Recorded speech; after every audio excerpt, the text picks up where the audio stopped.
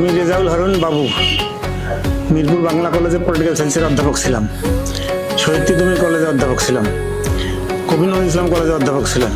এই 3 কলেজে আমার অবসর জীবন নিয়ে আমি ছিলাম ভালো সংসারে। আমার ছেলের সঙ্গে আমার মতবিরোধ হয়ে, এবং ছেলের বউ আমাকে সেভাবে দেখতে পারে না।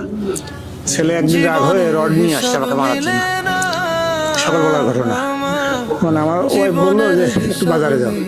আমি বললাম যে আমার শরীরটা ভালো না, আদনানকে পাঠাই দাও, আমার ছেলের বললো আদনানকে পাঠাই দাও, ও নিয়ে আসবে, এখন টাকা দেবো নিয়ে আসবে।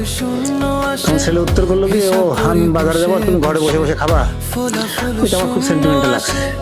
আমারই টাকা, আমারই সব কিছু, আমারই বাড়ি, সব কিছু আমার, আমাকে এইভাবে বলে।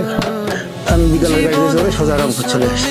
রংপুর যেহেতু আমার হোম ডিস্ট্রিক্ট, সিলবাড়ি আমার দাদার বাড়ি। এখানে থেকে আর এখানে এসে আমি এরশাদনগরে প্রথম আশ্রয় নেই ভাড়া বাসায়। সেখান থেকে এক সিলেটের ভদ্রলোক, উনি আমাকে এখানকার ঠিকানা দেন এবং নিয়ে এসে এখানে আমাকে পৌঁছে দিয়ে যান। তখন থেকে আমি এখানে আসি, প্রায় 6 মাস হতে চললো। এখানকার পরিবেশ যাই হোক, টিন চালাটালা, দেখতে গরিবই হাল, কিন্তু এখানকার মানুষের যে মায়া মমতা, স্নেহ, ভালোবাসা, এটা অফুরন্ত। এইটাই আমাদেরকে এখানে আকৃষ্ট করে রাখছে।